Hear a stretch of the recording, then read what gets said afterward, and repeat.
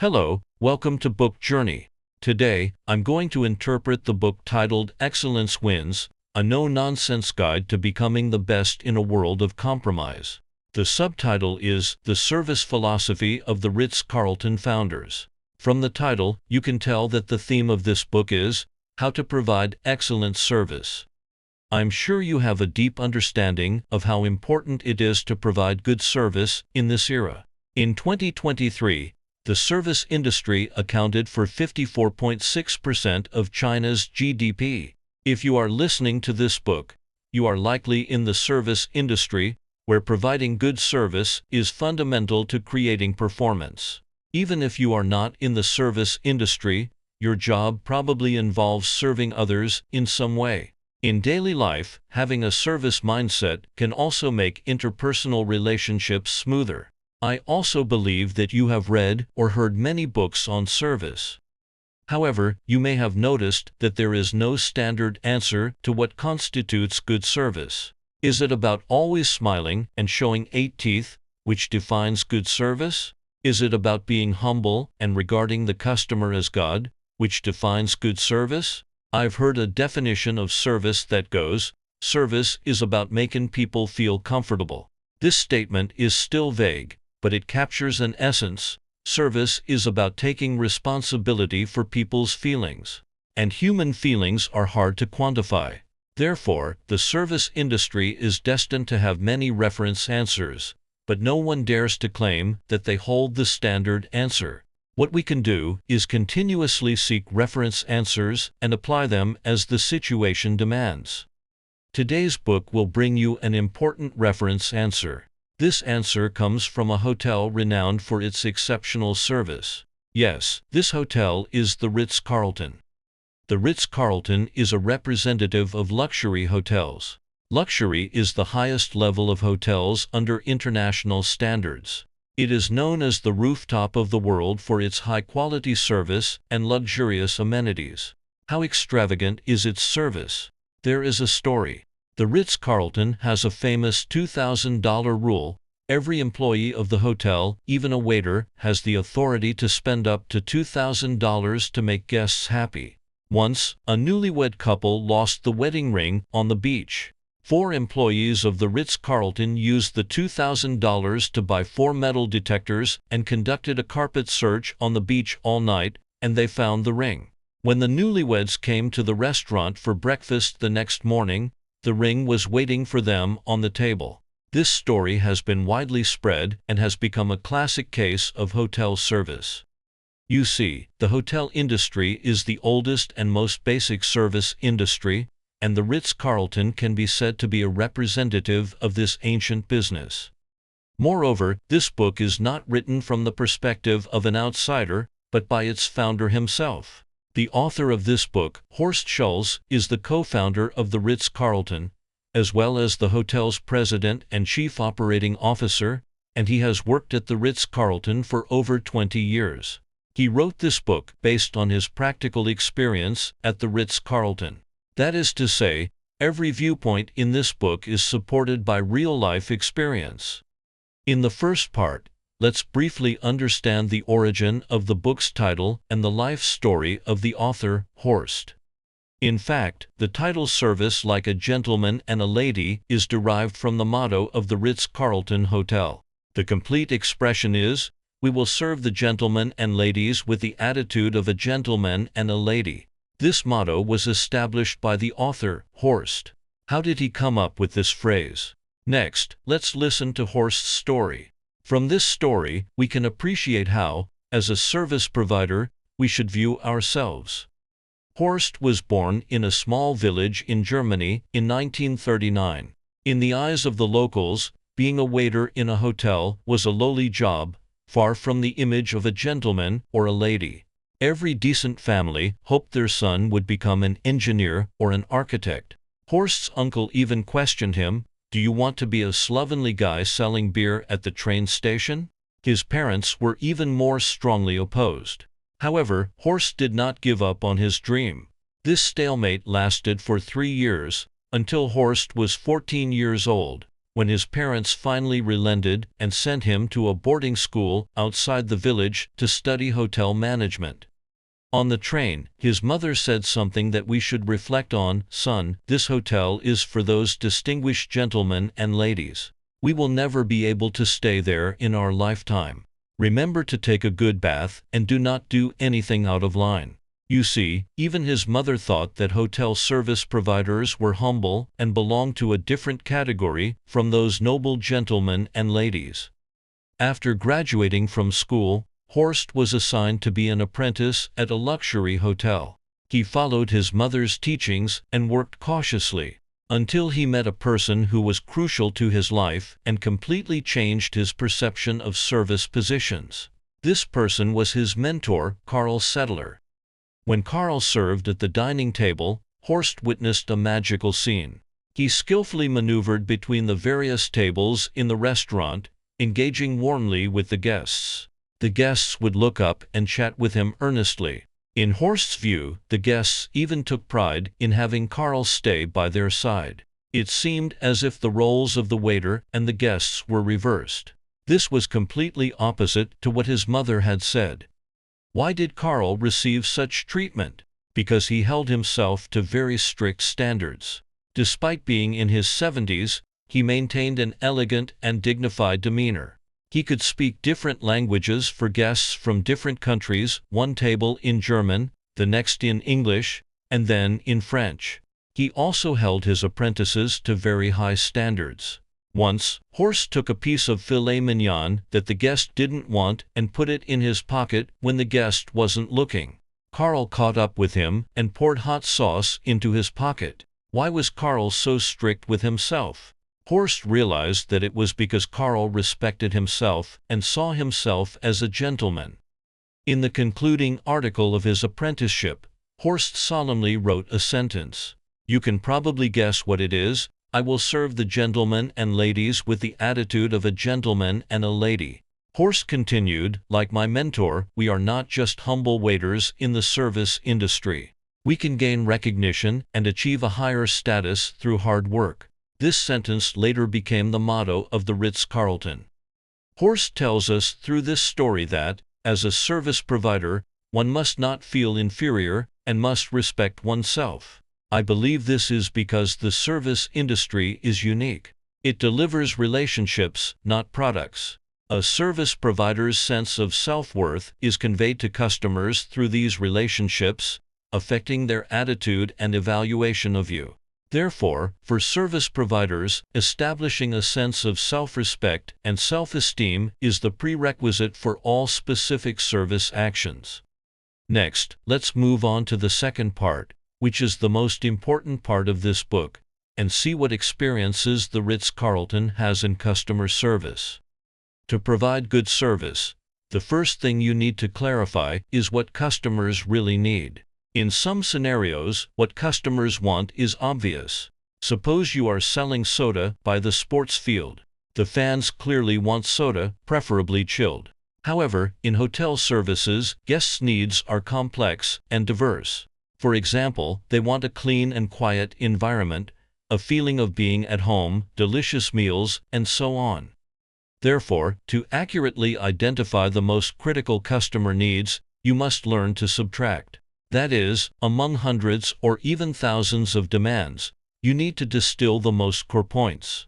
This is where the Ritz-Carlton's experience is valuable.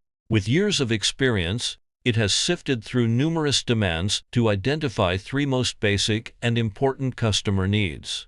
Let's look at them one by one. First, guests need to feel in control.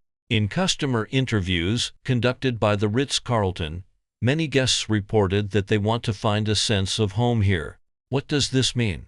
Does it mean that they want the hotel to be decorated like a home? Further research by the Ritz-Carlton revealed that what guests actually need is a place where they feel completely in control and do not have to worry about any unexpected events. Even if something goes wrong, there is someone responsible, like a mother, to take care of it. Just like at home, if they find that their socks are missing, they can immediately shout, "Mom, where are my socks?" And Mom will always find where the socks are. You see, excellent service is the icing on the cake. The most basic requirement of guests is that everything is under control. Horst said that to achieve this, efforts are needed in two directions. First, we must ensure that the services we provide are error-free. If we provide a bottle of water, we must guarantee that the water is absolutely pure, with no tiny floating particles. If we provide a room, we must ensure that its door is not sticky and the toilet does not make too much noise. In addition to the product level, the process must also be flawless. For example, when hosting a banquet for customers, there should be no noise outside the window, and the computer should not freeze while playing a video, and so on. The second direction of effort is that once a problem arises, the first employee to hear the complaint should be responsible for it until the problem is resolved. You know, when we shout for mom at home, she won't say, "I'll call the manager to handle it." Therefore, the Ritz-Carlton requires that every employee be fully responsible for the customer's needs. Even if the needs are not within their job responsibilities, they should actively mobilize resources until the problem is solved. Let's look at the second major need. Guests want service to be quick and timely. They do not like to wait. Horst said that if a guest goes to the restaurant to eat and has to wait 45 minutes for the food to arrive, even if the food is delicious, the guest will not be happy. If a guest calls customer service and has to wait 10 minutes before being connected to a human operator, even if the customer service representative is outstanding, the guest will be very annoyed. Therefore, compared to how amazing the product and service are, what guests care about more is the timeliness of the service. To achieve timeliness, the Ritz-Carlton requires that the phone be answered within 3 rings. On this point, I also consulted my colleague, who used to work at another luxury hotel, the Intercontinental Hotel, for more than 10 years. He told me that this requirement also exists at the Intercontinental Hotel. The Intercontinental Hotel requires that the phone must be answered within 2 rings. 1 ring would make the guest feel rushed, and 3 rings would seem neglectful. Moreover, after answering the phone, one must immediately identify themselves. "Good morning, this is so-and-so from such and such department. How may I assist you?" This set of phrases must be practiced to the point of muscle memory. If the phone is answered late, in addition to greeting, one must also add, "Sorry to have kept you waiting." You see, in order to achieve timeliness, the hotel industry's regulations on each action and phrase are extremely detailed. Let's look at the third major need. Guests want to enjoy friendly service. As we mentioned earlier, ensuring that the service is error-free and timely is a hard requirement for quality and efficiency, while friendly service is a soft requirement for attitude. Horst said that a friendly attitude can even compensate for shortcomings in service quality and efficiency. He once heard a customer in a restaurant say, "I found a problem with the food, but the service attitude here is particularly good. Even the chef came to my table to apologize personally, so I don't mind." My colleague who used to work at the Intercontinental Hotel also said that service attitude is of utmost importance. In case of food problems, it is basic for the chef to come out, and the food and beverage director should also be present. Waiving the bill and changing the dish is basic, while offering wine or meal vouchers is advanced. If it is a regular customer, the details should be written in the duty log, and when they visit again in the future, one must greet them with full attention. Moreover, this time, it is best for someone with proficient service skills to focus on this table. It's really meticulous. Having understood customer needs, let's now take a closer look at how the Ritz-Carlton provides service. As you can imagine, over the years of practice, the Ritz-Carlton has summarized hundreds of rules and regulations, like stars in a starry sky. Many of them have become basic in the hotel industry. Therefore, in this interpretation, I have selected the 3 most brilliant and unique ones to focus on and tell you about. Let's look at the first key point, which is, the first 4 steps and the last step in the entire service process are the most important. The Ritz-Carlton analyzed hundreds of thousands of feedback cards and found that if a guest has a good impression of the first 4 hotel employees they come into contact with, such as the reservation agent, doorman, bellman, and front desk, then the probability of this guest complaining later is minimal. But if the guest is not happy from the beginning, any flaw they encounter later will lead to a complaint. In fact, this conclusion is not unique to the Ritz-Carlton. Some academic papers have also analyzed it and come to similar conclusions. Therefore, many high-end hotels have a unified requirement that the journey from when a customer calls to when they check in must be highly valued and enhanced in service. For example, as we just mentioned, the phone must be answered within 3 rings. Also, when a guest approaches within a distance of 3 to 4 meters from an employee, the employee should start to greet them and immediately say, "Good morning" or "Good afternoon" sincerely. Furthermore, once the guest's name is known, they should be sincerely addressed as Miss Lee or Mr. Jung, rather than just Lady or Sir. The last step in the process refers to when the guest is leaving. It is crucial to bid farewell to the guest politely. When the guest is checking out or being escorted to their car, never forget to say, "Thank you for giving us the opportunity to serve you." Many hotels overlook this, as if the service ends the moment the guest hands in their room card. But we know that in experience management, there is a classic theory called the peak end rule. The beginning is a peak, and the end is also a peak, so the guest's overall impression of the entire journey will be very good. Let's look at the second key point, which is, everyone must find their customer within the organization. What does this mean? Generally speaking, a customer is an external concept, and people within the organization are called employees. But Horst doesn't think so. He gave an example: a restaurant waiter must be friendly and polite to the guests and make them satisfied. We all know this.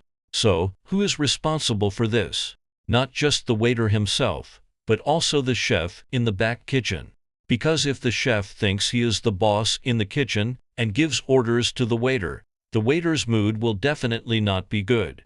If the waiter is in a bad mood, he is very likely to show dissatisfaction in his service, which will affect the guest's experience.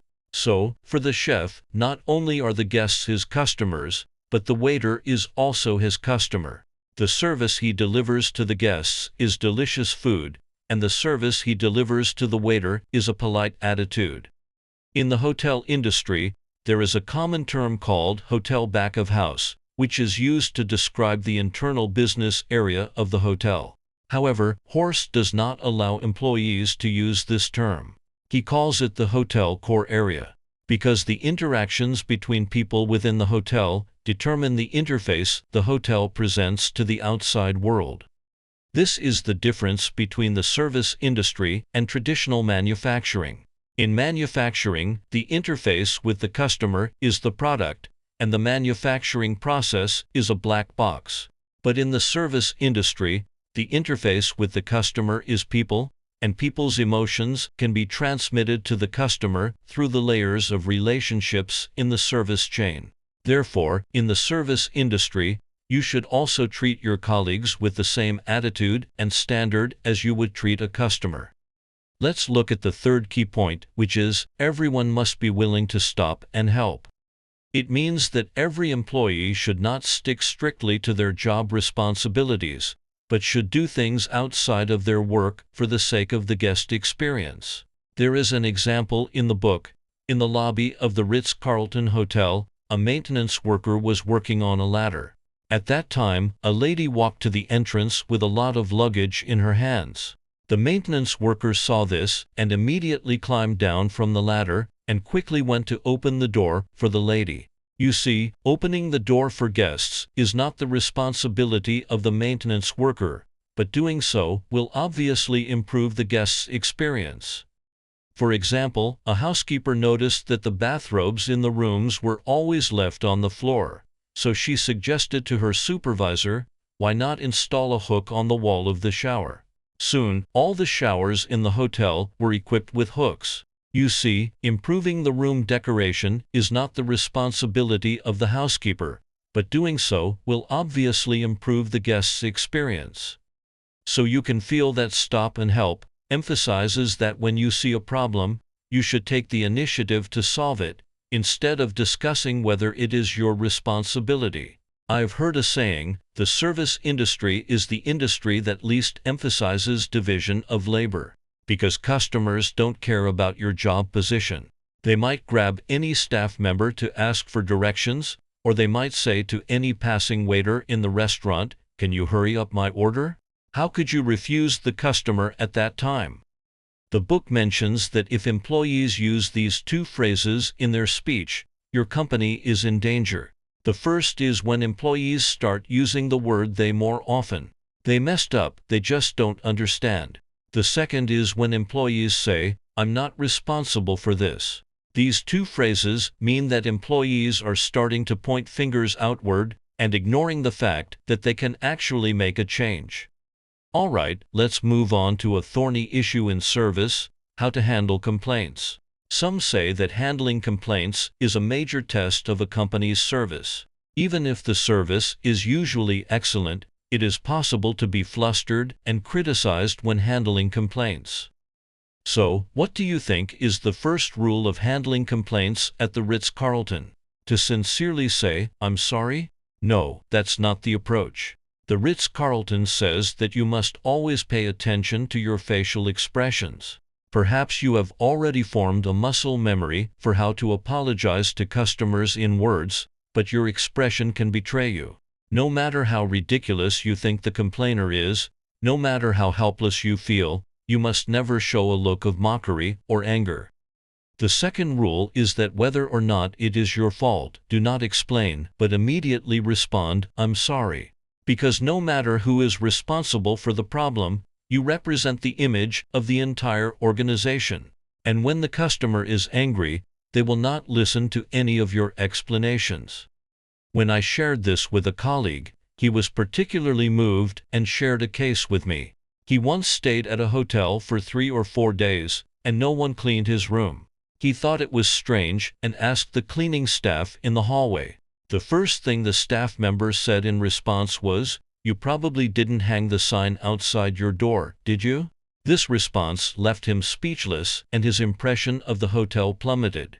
Just imagine if the staff member had quickly said, "I'm so sorry," and then promptly cleaned the room. Wouldn't that have solved the problem?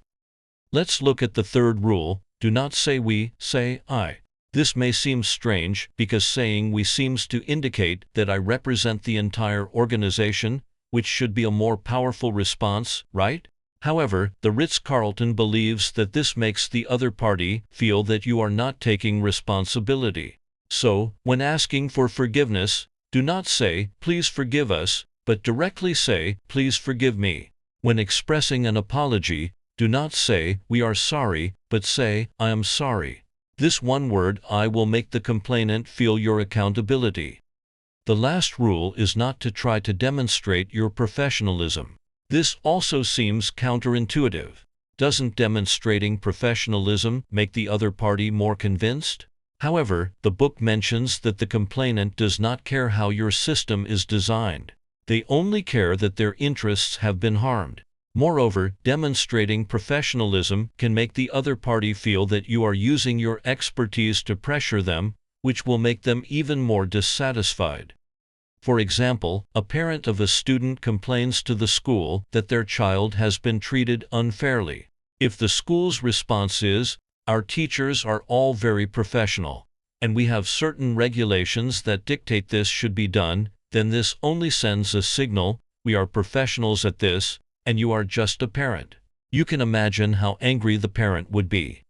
All right, let's summarize again. Regarding how to handle complaints, the Ritz-Carlton has the following methods.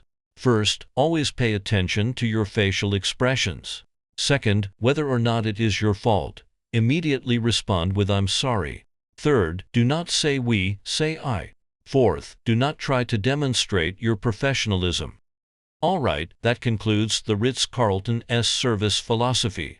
Next, let's move on to the last part, which is how the Ritz-Carlton selects and trains its employees. Given the high standards of service at the Ritz-Carlton, finding suitable employees is no easy task. So, what is their secret to selecting the right people? In fact, at the Ritz-Carlton, there is a job fit questionnaire for every position. You can probably guess the general content of the questionnaire. It's a series of questions about job requirements. However, the way these questions are generated is quite unique. First, the focus is different. Rather than whether the candidate is competent for the job, the Ritz-Carlton cares more about whether the candidate loves the job. As we emphasized, service is about human connection, which requires dedication and emotion. Only with passion can such a mental state be radiated. Therefore, the questionnaire does not only ask about communication skills and work efficiency. When recruiting housekeepers, it asks, how do you feel about cleaning up after a party? When recruiting salespeople, it asks, do you enjoy persuading others? Moreover, the source of the questionnaire questions is also unique. It is not something that managers come up with on a whim, but rather extracted from the commonalities of the company's top performers and then transformed into questions. For example, to study what kind of person can be a good doorman, they interviewed several of the best doormen in the hotel and found that they all had one common trait: they particularly enjoyed outdoor activities. This means that they do not mind working in the wind and sun, and they are not comfortable sitting in front of a computer. Therefore, the Ritz-Carlton set the important criterion for recruiting doormen as whether they like outdoor activities. Alright, assuming we have used this job fit questionnaire to recruit people, the next step is onboarding training. You may have experienced such an onboarding. New employees spend 2 hours filling out personnel documents, collecting computers, and getting their ID badges. The manager takes them around to meet their colleagues at different workstations. Then they say, so-and-so has been here for a long time. He will train you on the key aspects of the job. Horst believes that this is a huge waste of valuable onboarding time. Remember Horst's motto? To have every employee serve like a gentleman or a lady. Horst thinks that the onboarding moment is undoubtedly the best time to instill this value. After the age of 16, humans will not take any new actions unless they experience a significant emotional event. And onboarding is a significant emotional event. During this period, employees are full of anticipation with bright eyes. This is when they are most attentive to external information, and actions taken at this time can change the employee's mindset. So, what needs to be done? Horst says, forget about those details, like how to connect to the network or how to tighten bolts, and give an inspiring speech instead. On the first day of onboarding, Horst gathers the new hires together. He walks up to the podium and says, "Good morning, I'm Horst, the President and Chief Operating Officer here. My position is very important." At this point, the audience starts to wonder in their minds, why is this person so self-important? Horst continues, but you are just as important. You are even more important than me. If I don't come to work until the afternoon tomorrow, probably few people will notice. But if one of you doesn't do the housekeeping, the guests will immediately notice. This statement is quite interesting. It is a way of transferring his own luster to the employees and empowering them. A few days later, Horst will hold a meeting with each hotel department and give another short speech. He asks the employees, suppose your department has a day to relax and have fun, what would you do? Almost every time, someone says, we could go on a trip together. Horst says, let's change the scenario. Where do you plan to go in the next 6 months of your service journey as a department? The answers vary. Some say, we want to be the team that cleans the rooms the best. We want to be the team that is the friendliest to people, and so on. Horst listens while writing the answers on the whiteboard. Then he asks the department manager to stand up and points to him, saying, this is your leader. Do you know what his responsibility is? His job is to help you achieve the things you have listed here. He will help you reach your departmental development goals. This step is about using his own authority to enhance the prestige of the team leader. You may have experienced long, rote presentations. In comparison, you will find that Horst's speeches have a core feature. They are all about empowering employees. This also reflects Horst's leadership style. In the foreword of this book, Horst's friend and leadership expert Ken Blanchard says that Horst is a typical servant leader. That is, he puts himself in a lower position and magnifies the employees, letting them shine. Horst also says that he is not a so-called natural leader. He does not have a strong presence, nor would he be voted as the person with the most potential for success. However, he is particularly good at one thing: motivating others. He said, "A good manager knows how to drive people. A good leader knows how to inspire them." Perhaps this is the true essence of leadership. It is not about shining like the sun, but rather being like the moon, gentle and allowing others to be the stars. That being said, after this speech, the training is not over. There is one more essential step: repetition, repetition, and more repetition. Horst says that no matter how inspiring your speech is, employees will forget most of it within 24 hours. So he mandates that each team holds a brief stand-up meeting before every shift, where they discuss one of the company's values or service principles. The team leader reads the original text, and employees share their insights. Then everyone returns to their respective positions to work. It is said that at the Ritz-Carlton, if you randomly ask any employee what the fourth service principle is, they can recite it effortlessly. Alright, that concludes the interpretation of the key content of this book. There are indeed many knowledge points, so let's review them together.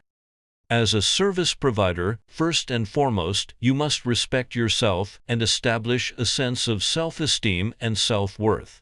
Guided by this sense of value, what are the service insights of the Ritz-Carlton? First, understand the basic needs of customers, which are a sense of control, timeliness, and a friendly attitude. Then, focus on the key points of service, including valuing the first 4 steps and the last step of the service process, finding internal customers within the organization, and always being ready to stop and help. What if there is a lapse and a complaint arises? Remember to pay attention to your facial expressions, apologize immediately, and instead of saying "we are sorry," say "I am sorry." Also, do not try to demonstrate how professional you are. On the other hand, regarding the selection and training of employees, the key actions of the Ritz-Carlton are divided into 4 steps. First, use job fit questionnaires to recruit the right people. Second, seize the onboarding moment to give an inspiring speech. Third, give another speech within the department to establish the authority of the department head. Fourth, repeat, repeat, and repeat to internalize the principles and goals. Finally, I want to say that how to provide service is an eternal topic, and the Ritz-Carlton offers one reference answer. There will be many more companies and scholars providing additional reference answers, and I will continue to keep an eye on them for you.